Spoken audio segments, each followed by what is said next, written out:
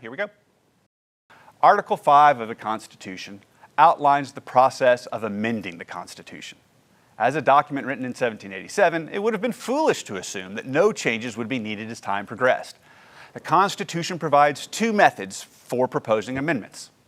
The first, and the only one that has ever been utilized, is when 2/3 of the House and the Senate propose an amendment. Much like the creation of a normal law, the two houses must agree on the language and vote to approve this amendment.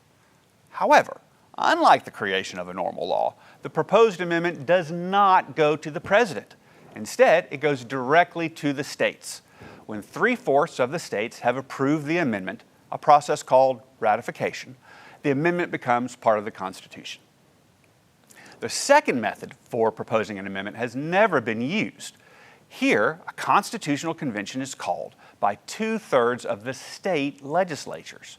Once this convention has drafted an amendment, the amendment still must be ratified by 3/4 of the states to become part of the Constitution. Now, the actual process is a bit more technical than all this, of course. The original joint resolution from Congress is sent to the National Archives and Records Administration, specifically to the Office of the Federal Register for processing and for publishing.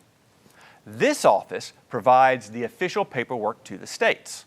Once the amendment has been ratified by 38 of the 50 states, the Office of the Federal Register verifies the documents and submits a formal declaration to the United States Archivist, who then certifies all the paperwork and officially declares the amendment part of the Constitution.